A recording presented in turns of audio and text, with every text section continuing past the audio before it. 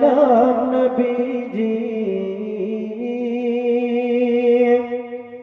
সৈয়দে আলম নবীজি আখিরে জামানায় উম্মতকে তারাইতে নবী দিলেন রব্বানা উম্মতকে তারাইতে নবী দিলেন রব্বানা নবীজি মোর নূরের পুতুল সোহাগ করে নাম রাখিলেন মুহাম্মদ রাসূল বলুন আমার নবী কি নূর না আল্লাহ পাক কি বলেন قد جاءكم من الله نور وكتاب مبين আমি আমার আল্লাহ পাকের পক্ষ থেকে তোমাদের কাছে কিতাব পাঠিয়েছি রওশন নূর পাঠিয়েছি এই নূর থেকে মুফাসসিরগণ ব্যাখ্যা করেন যে আমার রাসূলের নূরকে বলা হয়েছে যে বলুন সুবহানাল্লাহ নবীজি মোর নূরের পুতুল সোহাগ করে নাম রাখিলেন মুহাম্মদ রাসূল মাফ করায়া দিবেন নবী মাফ করায়া দিবেন নবী উম্মতের গুনাহ উম্মতকে তারাইতে নবী দিলেন রব্বানা সৈয়দে আলম নবীজি সৈয়দে আলম নবীজি আখিরে জামানায় উম্মতকে তারাইতে নবী দিলেন রব্বানা উম্মতকে তারাইতে নবী দিলেন রব্বানা সুনরে ওরে নজদি নাদান নবীজিকে বলিস তোরা ভাইয়ের সমান সুনরে ওরে নজদি নাদান নবীজিকে বলিস তোরা ভাইয়ের সমান নবীজির জুতার সমান নবীজির জুতার সমান হতে পারবি না উম্মতকে তারাইতে নবী দিলেন রব্বানা উম্মতকে তারাইতে নবী দিলেন রব্বানা ব্রাদারের মিল্লাত ইসলামিয়া আমাদেরকে দুনিয়ার বুকে আখিরাতকে স্মরণ করে চলতে হবে আচ্ছা আমাদেরকে আল্লাহ রাব্বুল আলামিনের দরবারে হিসাব দিতে হবে কি নামাজ রোজা হজ যাকাত এই সমস্ত কিছু তাই না মানুষের সাথে কেমন ব্যবহার করেছি টাকা পয়সা থেকে ইনকাম করেছি কোথায় ব্যয় করেছি এই সমস্ত কিছু হিসাব আল্লাহ পাকের দরবারে দিতে হবে এগুলো কি আমরা আমল বলে চিনি বা জানি কিন্তু এই আমলগুলো আমাদের তখন কাজে লাগবে যখন আমাদের অন্তরের আকীদাগুলো ঠিক থাকবে বুঝতে পেরেছেন অন্তরের আকীদাগুলো ঠিক থাকবে নামাজ রোজা হজ যাকাত এই সমস্ত কিছু হলো আমল আর এই সমস্ত কিছু নির্ভর করে আকীদার উপরে বিশ্বাসের উপরে যেইভাবে উদাহরণ দিই আপনাদেরকে কোন বিধর্মী আল্লাহকে বিশ্বাস করে না রাসূলুল্লাহকে বিশ্বাস করে না কিন্তু সারা জীবন সে নামাজ রোজা হজ যাকাত পালন করেছে ওই ব্যক্তির কি কাল কিয়ামতের ময়দানে সেই ব্যক্তি কি পরিত্রাণ পাবে যে আল্লাহকে মানলো না রাসূলুল্লাহকে মানলো না সে কি পরিত্রাণ পাবে পাবে না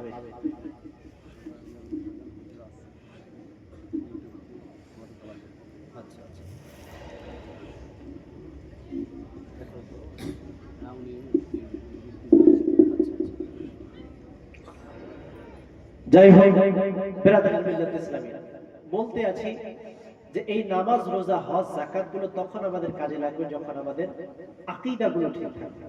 আকীদা যেইভাবে রাসূল পাক সাল্লাল্লাহু আলাইহি সাল্লাম হলেন ইলমে গায়বের সংবাদদাতা, এটা হলো আকীদা। রাসূল পাক আলাইহিস সালামের শাফাআত ছাড়া, নবী পাকের শাফাআত ছাড়া কাল কিয়ামতের ময়দানে কেউ পরিত্রাণ পাবে না, এটা হলো আকীদা। এবার এই জায়গাতে যদি আমরা আকীদা রাখি যে রাসূল পাক আলাইহিস সালাম নিজেই কাল কিয়ামতের ময়দানে টেনশনে থাকবেন যে তার কি হয়, এই আকীদা যদি পোষণ করে আর নামাজ রোজা হজ যাকাত করি, কাজে আসবে না? আসবে না। কেন? মুসলিম শরীফের মধ্যে হাদিস বর্ণিত হয়েছে, বুখারীর মধ্যে এসেছে, মিশকাতের মধ্যে এসেছে যে রাসূল পাক আলাইহিস সালাম তিনার গুনাহগার উম্মতদেরকে শাফাআত করে জান্নাতে নিয়ে যাবেন। এটা বুখারীর বর্ণনা। এমনকি কোরআনে কারীমের মধ্যে আল্লাহ রাব্বুল আলামিন বলেন, আসা আইয়াবআসাকা রাব্বুকা মাকামান মাহমুদা, হাবিব আমি আপনাকে মাকামে মাহমুদ দান করলাম। এবার সাহাবায়ে কেরাম জিজ্ঞাসা করলেন যে ইয়া রাসূলুল্লাহ, ইয়া হাবিবাল্লাহ, হুজুর আপনাকে আল্লাহ রাব্বুল আলামিন মাকামে মাহমুদ দান করেছেন, এই মাকামে মাহমুদ কি? তো রাসূল পাক আলাইহিস সালাম বলেন, ও আমার সাহাবারা, যেই জায়গাতে আমি রাসূলুল্লাহ আমার গুনাহগার উম্মত উম্মতীদের জন্য শাফাআত করব, সেই জায়গার নাম হলো মাকামে মাহমুদ। জোরে বলো সুবহানাল্লাহ। তো এইটা হলো আকীদা যে রাসূল পাক আলাইহিস সালাম আমাদের জন্য শাফাআত করবেন এবং রাসূলুল্লাহর শাফাআত ছাড়া কেউ পরিত্রাণ পাবে না। এই জন্য ঈমান, আমল, আপনার যত নামাজ রোজা হজ যাকাত এই সমস্ত কিছু আপনি মনে করেন একটা খুঁটি। as-salatu ইমাদুদ্দিন, হাদিস পাকের মধ্যে এসেছে যে নামাজ হলো দ্বীনের খুঁটি। এই যে আমল গুলো, এগুলো হলো দ্বীনের খুঁটি। আর এই খুঁটি পোতার জন্য তো একটা জমিন লাগবে নাকি? এই যে প্যান্ডেলটা আজকে দাঁড় হয়েছে, তো দাঁড় কোথায় হয়েছে? খুঁটিগুলো দাঁড় করানো হয়েছে মাটিতে, জমিনে। তো নামাজ রোজা হজ যাকাত সমস্ত আমল হলো দ্বীনের খুঁটি, আর এর মাটি বা এর যে গ্রাউন্ড, এটা হলো আকীদা। জোরে বলুন সুবহানাল্লাহ। যদি আকীদা থাকে তাহলে আপনার নামাজ রোজা হজ যাকাত সবই কাজে লাগবে, আর আকীদা যদি ঠিক না থাকে তাহলে নামাজ রোজা হজ যাকাত কাজে লাগবে। এই জন্য তো রাসূলুল্লাহ বলেছেন যে ৭৩টা আমার উম্মতের দল হবে, একটাই শুধু জান্নাতে যাবে, মা আনা আলাইহি ওয়া আসহাবি, যে দলটা আমি এবং আমার সাহাবাদেরকে ফলো করবে, অনুসরণ করবে, ওই দলটা হবে জান্নাতি, বাকি ৭২টা জাহান্নামী। তো হবে তো আমাদের মধ্যেই ৭২টা নাকি ব্রাদারান মিল্লাত ইসলামিয়া? তো ৭২টা কারা? যারা বদ আকীদা, যাদের আকীদা ঠিক নেই, আল্লাহ সম্পর্কে সঠিক আকীদা রাখে না, আল্লাহ সম্পর্কে আকীদা রাখে যে আল্লাহ মিথ্যা বলতে পারে কিন্তু বলে না, নাউযুবিল্লাহ। এটা আমাদের সুন্নিদের আকীদা নয়। আল্লাহ সম্পর্কে যারা আকীদা রাখে যে আল্লাহ পাকের হাত আছে, যেভাবে আমাদের হাত আছে, নাউযুবিল্লাহ, দেহবাদী আকীদা। আজকে কিছু মানুষ নিজেকে দাবি করছে যে আমরা সহিহ হাদিস মাননেওয়ালা, কিন্তু এদের যে আসল আকীদাগুলো যদি আপনি পড়েন তাহলে আপনি অবাক হবেন। এরা বিশ্বাস করে যে আল্লাহ পাকের এক একটি হাতে ৩টি করে আঙুল আছে। জোরে বলুন নাউযুবিল্লাহ। এরা বিশ্বাস করে। আমাদের বিশ্বাস কি? যে আল্লাহ রাব্বুল আলামিন হলেন নিরাকার, আল্লাহ পাকের কোনো আকার। এটা কাদের বিশ্বাস? সুন্নিদের বিশ্বাস। তো এই জন্য আল্লাহ সম্পর্কে আকীদা ঠিক রাখতে হবে, রাসূল সম্পর্কে আকীদা ঠিক রাখতে হবে। এই আকীদাগুলো ঠিক রাখার পরে তারপরে যদি আমরা যতটুকু পারবো আমল করব, অবশ্যই ওই আমলগুলো আমাদের কাজে লাগবে ইনশাআল্লাহ। আল্লাহ তাআলা আমাদের সকলকে বুঝার তৌফিক দান করুন। পড়ি আল্লাহুম্মা আমিন। একবার দরুদ পড়ি, আল্লাহুম্মা সাল্লি আলা সাইয়্যিদ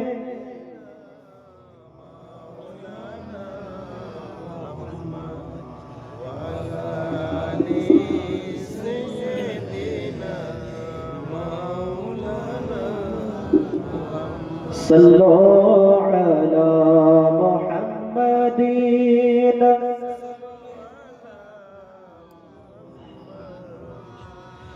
हर दम सुबह से निकालो पाक नामे मोहम्मद हरदम ज़ुबान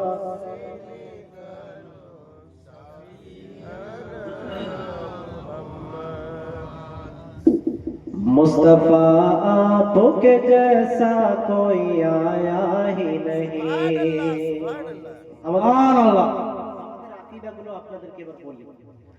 मुस्तफा आपके जैसा कोई आया ही नहीं।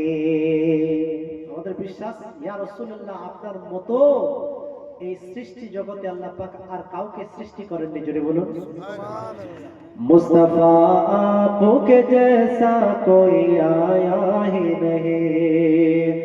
मुस्तफा आपके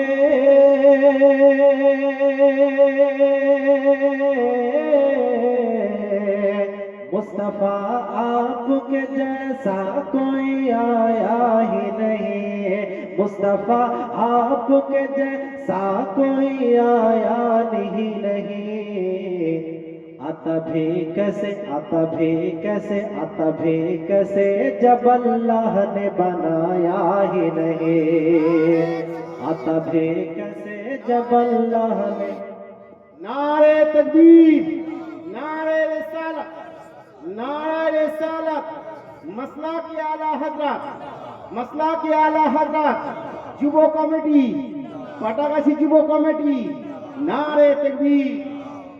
मुस्तफा आपके जैसा कोई आया ही नहीं।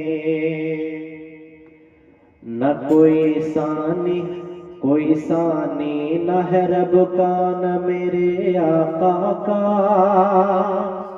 कोई सानी न है रब का न मेरे आका का। कोई सानी न है रब का न मेरे आका का। कोई सानी ना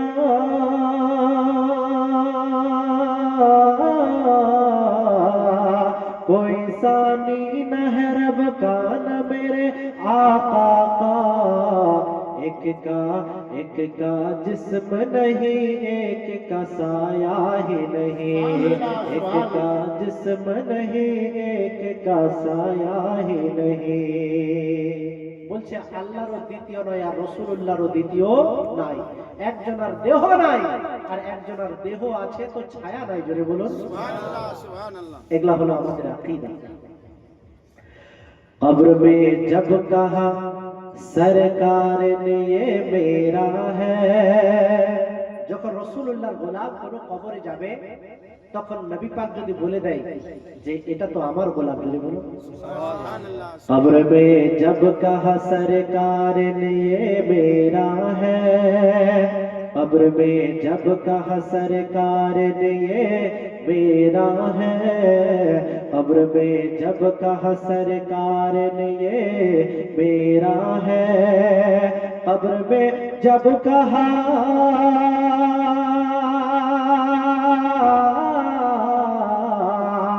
कब्र में जब कहा सरकार ने ये मेरा है।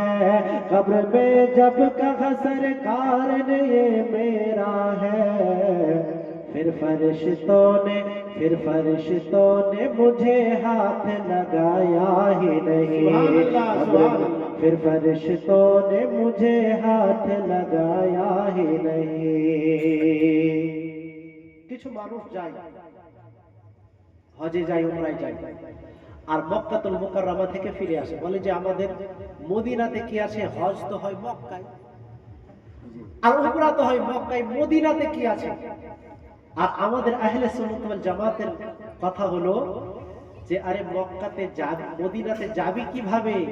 রাসূলুল্লাহ তোকে তো ডাকেইনি মদিনাতে, জোরে বলুন সুবহানাল্লাহ সুবহানাল্লাহ। মান যারা কবরি ওয়াজাবাত লাহু শাফাআতি। যেই ব্যক্তি আমার রওজার জিয়ারত করলো তার জন্য আমার শাফাআত ওয়াজিব হয়ে গেল। তোমাকে ডাকেনি, তুমি জিয়ারত করলা না, তোমার জন্য শাফাআত রাসূলুল্লাহর ওয়াজিব হলো। এইটা আর যাইকে আশিক রাসূলরা, আপনি বুজুর্গানে দিনের যদি আপনি জীবনে পড়ে দেখেন বড় বড় ইমামগণ, হাদিসের ইমাম, ফিকহের ইমাম, ওনারা দেখবেন যে যখন হজে গেছেন বা উমরায় গেছেন সর্বপ্রথম মদিনা দিয়ে ঢুকেছেন। যদি বলুন সুবহানাল্লাহ, এটা তো সুবহানাল্লাহ। মহব্বতের ব্যাপার। তো কবি বলছেন, लौट कर आ गया मक्के से मदीने न गया, लौट कर आ गया मक्के से मदीने न गया, लौट कर आ गया मक्के से मदीने न गया, लौट कर आ गया